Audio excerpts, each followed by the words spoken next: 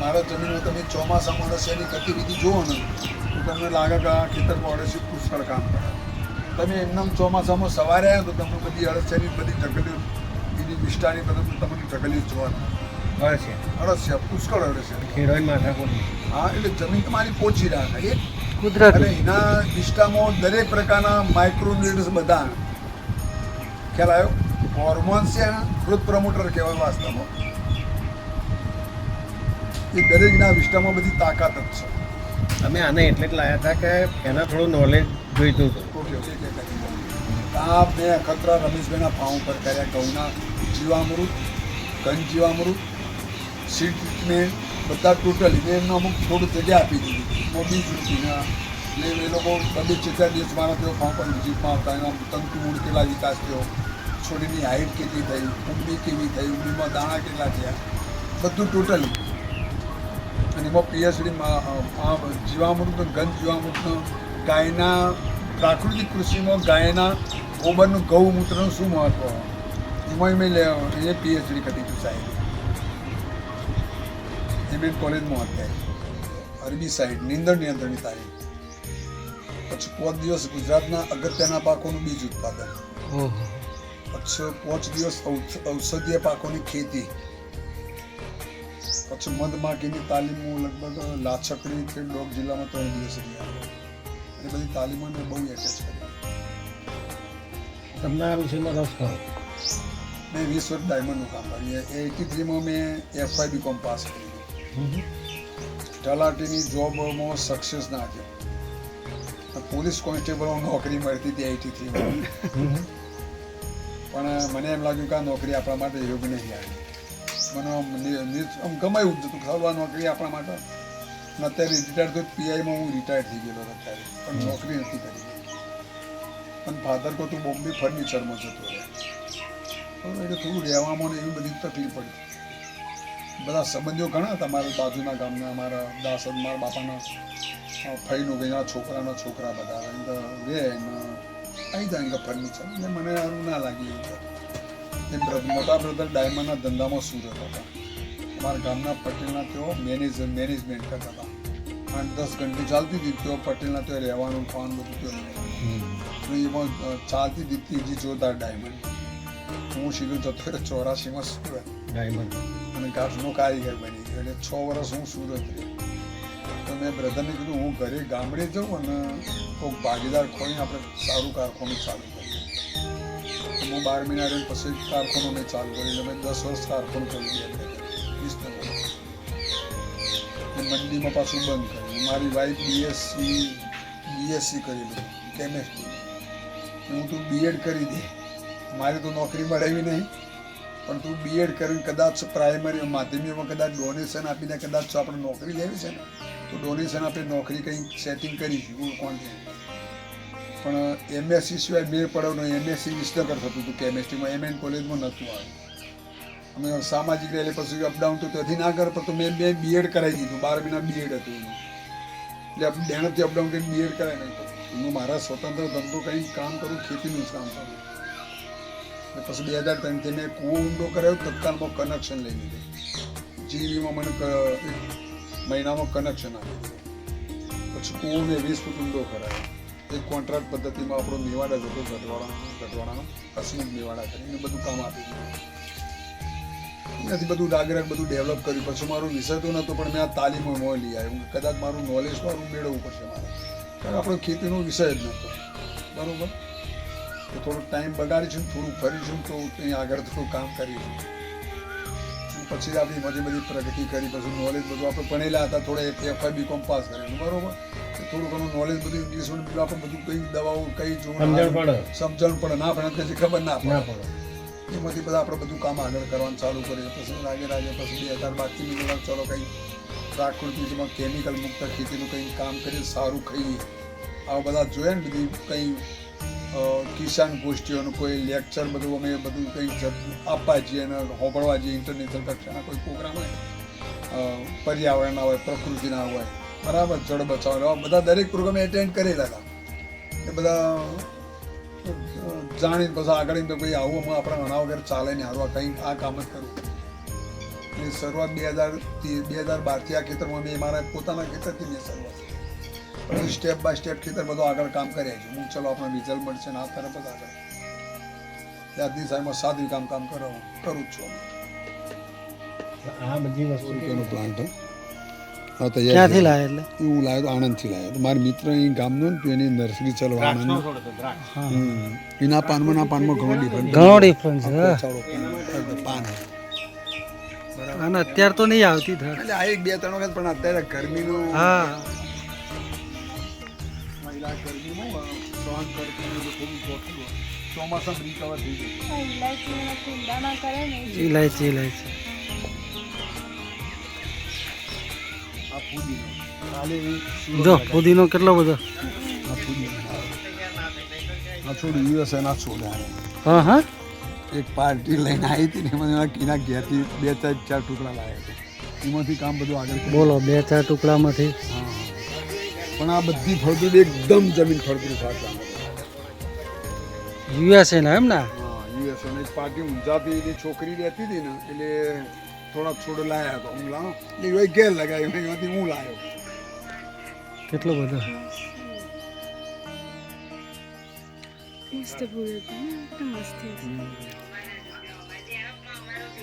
મેં રહેતો હતો ને બોમ્બે, ઇલાયચી છે એ માર બંનેમાં માર ફઈ થયો હા એ મણીલાના છોકરા ખરા ને બે એમાં ચંદ ને હાલ વિસ્તાર કરવો એ બધા મરચાના પ્લાન્ટ છે બધા હા હા આ શેનો પ્લાન્ટ એ રાજગરો રાજગરાનો લોટ આપણો આવે આ જે છે ઇલાયચી કીધું આ કયો એ આપણે તોદરજામાં ભાજી નહીં તોદરજો ભાજી તોદરજો કરી છે, તોદરજો મેથીની ભાજીને તોદરજા તોદરજાની ભાજી નહીં આપણે મૂકેલા છે બધા નહીં બધા એમને મૂકેલા છે આ તમે જે આજુબાજુનું સેટ કર્યું છે કે આની બાજુમાં હા મિક્સ વાત હા એટલે વાસ્તવમાં આપણી જગ્યાનો ઉપયોગ થાય જગ્યા પડી ના રહે બરાબર અને જમીન ઢોકી લીધી આમ તો ખરેખર કેળાની મરચું ના ચોપાય અગર કેળનું પાણી બહુ ના જોવા પણ તો એ નેચરલી કદાચ એવું વાતાવરણ અનુકૂળ આવ્યું હોય કે આ ગયા ચોમાસાનો મરચો હજી અમે ઉતારી જઈએ છીએ જોયું આ કેળનું પાણી ફૂલ જો એનું પાણી બહુ આ ના મરચામાં પાછા પ્રકાર આવે છે ને આ મરચા ઘણી બધી variety. હા બહુ વેરાયટી આવે ખાલી કંઈ ખેડૂતના ત્યાં ગયા હોય ને 10 પ્લાન્ટ લગાવ્યા હોય ને ગમે તે વેરાયટી હોય આપણે તો લીલા કંઈ ખાવા ઘર દાળ શાકમાં નાખવા આવે વગાડવાને કંઈ કામમાં આવે એટલે મરચાના ઇલાયચી તો ખાલી એક શોભા માટે છો ઇલાયચી બેસન ખ્યાલ આવ્યો આ બધા ઠંડા વાતાવરણમાં થોડું બેસન બધા વાત જુદી હોય પણ એ ખ્યાલ આવે કે ભાઈ આ ઇલાયચીનો પ્લાન્ટ લગાવ્યો અહીંયા આપણે મેં બધાના જોયા કે ભાઈ રમીભાઈ ઇલાયચીનું ફૂલ આવે પણ હજી આ સુધી ઇલાયચી બેસી નહીં આ કાળું મરી બેસે જે મરીનો વેલો ખરો ને એ તમે છોયા કંઈક સરગવાના ઝાડ નીચેના છોયા લગાવો તો તમારી કદાચ મરી આવતું હોય હા પણ હજી ઇલાયચીનો મેં રિઝલ્ટ જોયું નહીં કે ઇલાયચી બેસે ફૂલ આવે પણ કે બેસતી નહીં હા એ ડોળિયું કહેતો તો એ આંખ માટે આવે ને સરસ છે આખો ભલભલા આંખના નંબર દૂર કરો હા ડોળી હેતુ બરોબર આજે ડ્રેગન ફ્રૂટ ડ્રેગન ફ્રૂટ પછી તો આ નવો પ્લાન્ટ લગાવ્યો હાર્ડ સોકર કરીને આવો પ્લાન્ટ કેવો હાર્ડ સોકર હા હા હાડકોનું શોધો એવું કંઈક એનું કહેવાય હાર્ડ સોકર છોટું નામ જ હાર્ડ સોકર હા હા એટલે એમાં શું હાડકોને શોધવાનું કામ આ કેસર આવતી સાલથી સ્ટાર્ટ થઈ જશે એવું છે બેઠી પણ અમુક થોડી વોટરે નુકસાન કરી દે બરાબર બધી કેરીમાં ઝુમખામાં કેરી જ બેસી અંદર એને પક્ષી નુકસાન ના કરે હા હા હા પાકી અમે ઉતારી દીધું વોતરા બહુ નુકસાન કરતા હતા ને હા હા હા એ મોટી કેરી લોકો 15-20-25 દિવસ ભરી ઉતારી દીધી બધી આ ચંદન સફેદ ચંદન ઓકે આ લીંબુ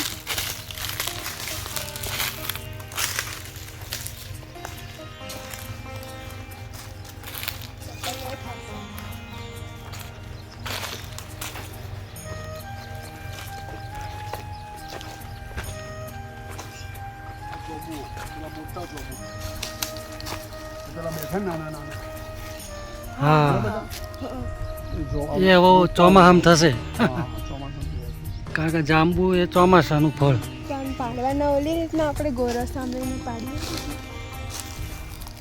લો આને તમે લો કઈ રીતના જાણવી એ તો ઉતરાવો પડે છોકરાઓ ઉપર ચડાવો તો શું કરીશું ખબર નેટ માંથી જઈશું કરે અને એક બાજુ ધાર રાખીશું નીચે સાધન મૂકી દેવાનું એ ભરાય જાય પડે ને જાતે કદાચ પાછું પવનથી પડે પક્ષી પાડે તો જમીનમાંથી વેણવું ના પડે એટલે નેટ બધી બી હોય ને તો રણકું સીધે કોઈ જગ્યાએ આવી જાય એટલે માટીવાળું થાય અને ફૂટી ના જાય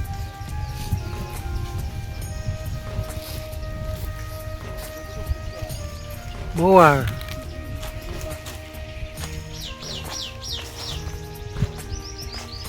બહુ ફૂલ સાહેબ મોટો જ બધું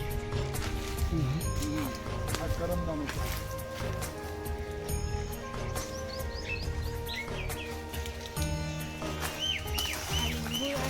લીંબુ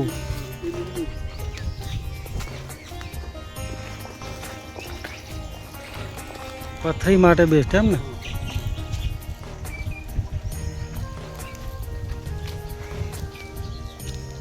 કરમદા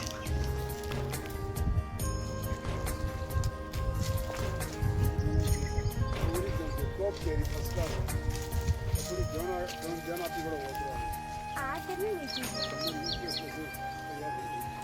34 રૂપિયા ભાડું 200 રૂપિયા અને 1500ની પેટીની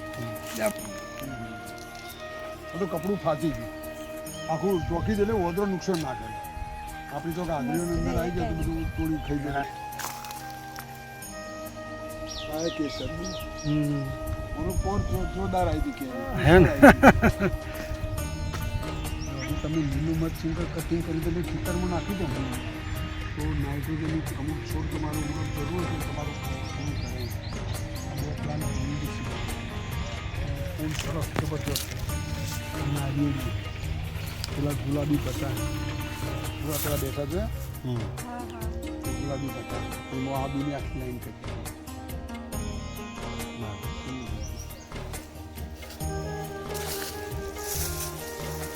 જાતે પકડ્યો આ કંઈક મોટું શું છે? પેલા શું કહેવાય ખાટું ફળનો પ્લાન્ટ હા આ ફળ ને જીરસ મોસંબી વર્ગનો ફળ હા પણ હજી ગળપણવાળો પ્લાન્ટ થતો નહીં આ તો પુષ્કળ બેઠો હતો બધા એટલે અમે હું શરબતમાં ઊનો યુઝ કરી લીંબુની જગ્યાએ ઊનો રસ કાઢી નાખીએ ઓકે.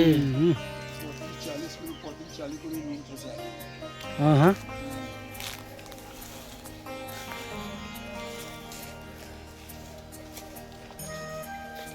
મોટા જ હતું બહુ સારું પેલા તો જો મિનિમમ તમારા માર્કેટમાં 800-900 રૂપિયા જાય પછી તમારે જાતે પેકિંગ કરીને વેચી દો. જાતે હું તમને મારો બતાવું સ્ટોર બતાવું હા હા કારણ કે એમ જ આપણે ખરું એ મળતર એમાં હોય ને. કોઈ વસ્તુની મૂલ્યવર્ધન કરો તો જ કમો હા હા અને તમારા બ્રાન્ડથી વસ્તુ વેચો તો જ કમાશો અને ખેડૂતનો એના લોકલ માર્કેટમાં વેચો તો તમારે મફત આપી હા હા બસ બસ બરાબર. યાદ રાખવાનું એટલે પ્રોસેસિંગ અને મૂલ્યવર્ધન વેલ્યુ એડિશન કરો તો જ મજા આવશે આ શેનો છે કયું છે આ શેનો છે એ શાક જ છે આ શાક છે શાક. નવા પાન આવી ગયા ને બધી પાનખર બધા નીકળે ને મોટા મોટા પાન શાક કે ને શાક આની જ ચા બને. આ બંને સરસ આ જ છોડવા હોય. મોટામાં તમે એમ લાગે તમે ઇલાયચીનો લીમડાના પાનનો એટલે આને હવે સૂકવીને તમે પેલું એ કરશો એમ. આ તો અમે બીજમાં કાઢી નાખીશું આ બીજ માટે. એટલી બધી ડિમાન્ડ નહીં ઓકે. આ ઉત્પાદન અડધર કરતા ઉત્પાદન 14 બરાબર હા હા આનો શું બેનિફિટ બેનિફિટમાં કશું નહીં એની લાઈફ ઊંચી નહીં અને વેફર માટે ચાલે આ બધો એકી હારી કાઢેલો જો આ પહેલાં બગાડવા માંડે અને પેલો હજી રેડ્સ ગુલાબી એ હજી બગડ્યો નહીં એના થોડો ઢીલા પડવા માંડ્યા એટલે એની ઊંચી લાઈફ નહીં કેમેરા બધું રાખેલું હશે કેમેરોની બસ આટલો બીજો કેમેરો જરૂર જ નહીં એવું પણ ના પેલું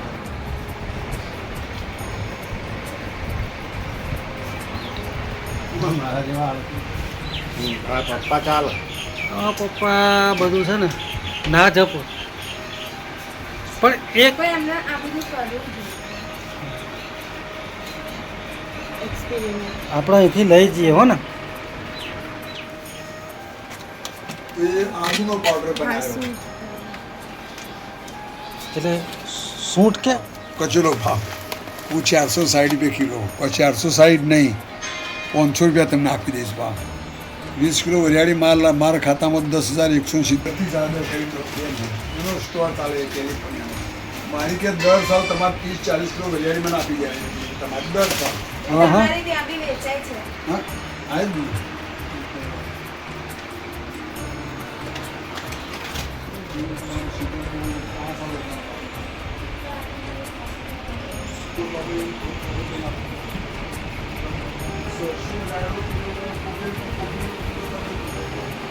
લેબર છે થોડું કામ કરી આપવાનું. હા બધું એ લોકોને કિલો 15 રૂપિયા મળતા ન હતો યાર. ના ના ધંધો એ હોય ને એ કહું બધું તારું આખી નોખે છે જેમ કાઢે છે હું નહીં બેવું. બરાબર. આપણે આપણું કામ કરીએ છીએ બરાબર. પછી મારા પાસે ઘઉંની વેરાયટી મેં 22 રૂપિયા મણ વેચી. હા હા આ રીતે 12 મણ ઘઉં વેચી મારે. 12 માં ઓહો એકદમ નાના દાણા. સોના મોતી વેરાયટી કહેવાય. હા આમાં ફોલિક એસિડનું પ્રમાણ બહુ આવે. હા આ તો જેનો દાણો ચાણી કાઢેલો હા હા હા તમને સારો દાણો બતાવો. આ ગોળ દાણો જોયો હા આ સોના મોતી વેરાયટી છે. ઓહો. આ શું ભાવ કીધું? 22 રૂપિયા. ત્યાં એ મારું ગોપકાનું આ ગોપકાનું સર્ટિફિકેટ ફૂડ સેફ્ટીનું લાઇસન્સ સાગર જિલ્લાનું. સાગર જિલ્લો. આ નહીં જે સરબતી એમપી સરબતી કે એ જ બિયારણ હારે મેં હા, થોડું મંગાવીને વાવ્યું હતું. બરાબર. ના મેં તમને કીધું એ છે સોના મોતી. સોના મોતી એમ ને આમ કેવા લાગે ગોળ ઝાડ જેવા? સરસ સરસ. નહીં ખવડાવું ને તો એનાથી બીજું શું જોવા અત્યારે બધું બહારનું તમે ટોટલી ઝેર ખાઈ રહ્યા. કંઈ સારું ખાઈ રહ્યા નહીં આપણે. કોઈ પડીકું ખો કે કંઈ ગમે તે વસ્તુ છાશ ખો કે દૂધ ખો ઘી ખો તમે તમારું ઉત્પાદન કરી તમે પોતે કંઈ ખાશો ને એ જ તમારું ઓરિજિનલ એટલે એ હેતુથી મેં કામ કર્યું આ. હા એટલે શુદ્ધ ખાવાનું અને ખવડાવવાનું. હા અત્યારે મારું 61મું વર્ષ છે પણ કોઈ એમ ના કે આ માણસે 61 વર્ષ થયો આટલું કામ કરો. કોઈ ઢીંચણનો દુખાવો નહીં ઓકે ચશ્મા નહીં ઢીંચણ નહીં ડાયાબિટીસ નહીં બ્લડ પ્રેશર પણ બધું સારું ખાવાનું. જો સિંગ તેલે ભલે 4200 ડબ્બો પડો 40 મણ મગફળી ખરીદી હતી મિત્રની એના ઘેરથી કે રમેશજી કે રૂબરૂ આવો જોવા માટે મગફળી તો તમને આ એના ત્યાં રોકાયો ખાતું મને ગાડી કરી આપી હું માલ અહીં લાવ્યો. અઠવાડિયા પછી મને મગફળી પીરાલી 15 ડબ્બા તેલ કઢાવ્યું 4 ડબ્બા મેં રાખ્યા અને 8-9 ડબ્બા મારો આઈટીનો એક મિત્ર સોની એ બધો મારો કસ્ટમર જ છે. રમેશભાઈ તમને યોગ લાગે પૈસા બધા હું ખાતામાં નોખી દઉં પાર્ટીના તમે મને હિસાબ કરીને પછી આપજો બરોબર. એવો માણસ છે પણ કે તમારે વસ્તુ ખરીદીને આપણને ખબર આપવાની 5 લીટર દર સિઝનમાં કોપરેલ આપી દેવાનું સરસું આપી દેવાનું શાકભાજી આપવાનું પપૈયા આપવાનું એ ટુ ઝેડ. આપણે ત્યાંથી જ આવો કિરણ કરીને નાનો પણ બધું બહુ મોટી પાર્ટી આવે. એના પપ્પાના કન્સ્ટ્રક્શન સાથે જોડાયેલા અને આઈટીનું જ્વેલર્સની દુકાન સાથે બાજુના ગામનો માણસ બરોબર અને બહુ રિલેશન એમ તમારે અને લેણા બહુ 10 વીઘા જમીન. મને કે રમેશ કાકા સંભાળો જમીન મારે કશું લેવું નહીં કશું લેવાનું નહીં આપણે મને ખાવા પૂરતું તમારે આપવાનું બરોબર દાદા કામ કરો પણ આપણે આપણી જમીનો પોઠી પછી જમીન બસ તમે ગેટ ઊભા હતા ને પહેલો ગેટ એ કોના રૂપિયાની લાખોની જમીન કે રવિ તમારે ખાવા પર મારે વિઝિટ કરવી છે મને કે વરિયાળી તમારે દર સાલ મને વરિયાળી તમારે આપી દે. મેં કીધું બેન 460 ભાવ પણ બેને મારા ખાતામાં 500 રૂપિયા ભરી મને મારા ખાતામાં એકાઉન્ટ પૈસા નહોતો ટ્રાન્સફર એમનો ખર્ચો અને 500 રૂપિયા કિલો તમારી વરિયાળી હતી અને કેલિફોર્નિયા 20 કિલો વરિયાળી પ્લેનમાં જતી રહી. કે મસ્ત ક્વોલિટી તમે બનાવી અહીં આવી આજુની ક્યાંય વરિયાળી મેં જોઈ જ નહીં.